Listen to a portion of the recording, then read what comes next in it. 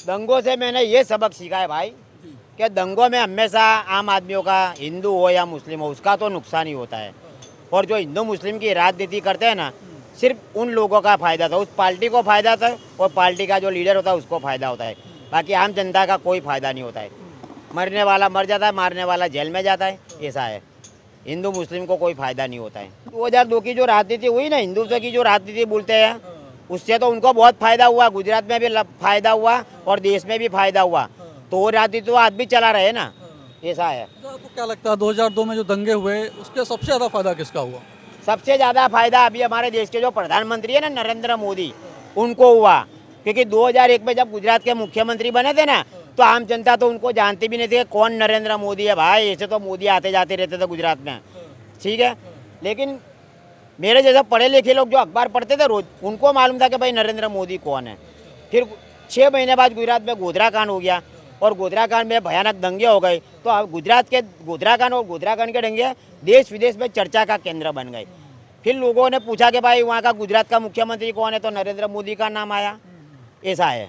फिर मोदी का नाम नेशनल में, इंटरनेशनल में आने लगा। मुद्दों की तो बात चली नहीं है मेरे भाई, गरीबी की बात नहीं चली है, महंगाई की बात नहीं है, मुद्दों की तो आज तक 20 साल में कभी बात चली नहीं है। भ्रष्टाचार की बात नहीं चली है। बस धर्म और जाति के नाम पे राजनीति चल रही है गुजरात में। पहले 10 साल धर्म के नाम पे चली, हिंदुत्व के नाम पे चली, और अब गुजरात में जातिवाद के नाम पे राजनीति चल रही है। पटेलों का नेता, ठाकुरों का नेता, दलितों का नेता, मतलब गुजरात का कोई नेता नहीं है। धर्म के नेता है और समाज के नेता है, ऐसा है। गुजरात में इन्होंने जो प्रयोग किया ना हिंदुओं का, कि मुस्लिमों के खिलाफ सब हिंदुओं को एकजुट करना समरसता के नाम पे, और वो प्रयोग यहाँ सफल भी रहा, ठीक है। लेकिन फिर क्या हुआ कि मेरे जैसे दलितों को वो नजरअंदाज करने लगे। जो पढ़े लिखे दलित होते ना, ऐसे लोगों को अपने हाथ में रखते हैं। जैसे बंटवारे के टाइम पे क्या हुआ था, हिंदू मुस्लिम का नाम के देश का बंटवारा हुआ, तो नुकसान किसका हुआ था? आम जनता का ही हुआ था ना। तो ऐसा अगर भविष्य में होगा तो आम जनता का ही नुकसान होगा।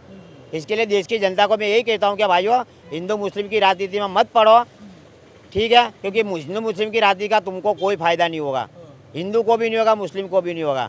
इसकी फ़ायदा सिर्फ एक नेता को होगा या कोई पार्टी को होगा।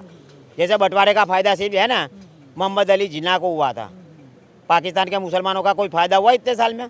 क्या हालत है पाकिस्तान की आज। हमारे देश में कुछ विकृत मानसिकता वाले लोग भी है। जैसे कि अभी दिल्ली में हादसा हो गया ना, लव जिहाद के नाम पे शादी की, फिर उसके 35 टुकड़े कर दिए। तो ऐसे 1-2 वजह के ये लोग है ना चढ़ा के बात करते हैं, और उसकी वो मुद्दा गुजरात की राजनीति में भी चालू ही है, ऐसा है। एक नेता ने ऐसा बोला है, कौन से बोला हो मैं नहीं जानता हूँ, कि अगर आप बीजेपी नहीं आई ना तो शहर में आफ्ताब पैदा हो गए, ऐसा बोला है। तो उसके खिलाफ दूसरे ने भी कुछ बोला हो, मैं भूल गया हूँ अभी, ऐसा है। लेकिन अशोक मोची इस बयान पे क्या कहना चाहेंगे? गलत है। अच्छे बुरे लोग तो सब धर्म में, सब समाज में है मेरा भाई। ये आजकल का थोड़ी है, तो रामायण महाभारत के टाइम से भी चलता है। रामायण महाभारत में कौन से मुसलमान थे? तो अभी हुआ था ना, तो अभी द्रौपदी का अच्छी हरण नहीं हुआ था। तो अभी वो तो विकृत मानसिकता वाले लोगों का होता है, सब लोग ऐसे नहीं होते हैं, ऐसा। क्रिमिनल हर जगह हैं। क्रिमिनल हर जगह है, हर समाज में है, हर धर्म में है। क्रिमिनलों का धर्म जाति से कोई रिश्ता नहीं होता है, वो सिर्फ पैसे के लिए करते हैं। उनका मकसद भी ऐसा होता है। दाऊद इब्राहिम हो या छोटा राजन हो या कुछ भी हो, उनके लिए पैसा ही बड़ा होता है। वो पैसे लिए अपने धर्म के लोगों को भी मार देते हैं।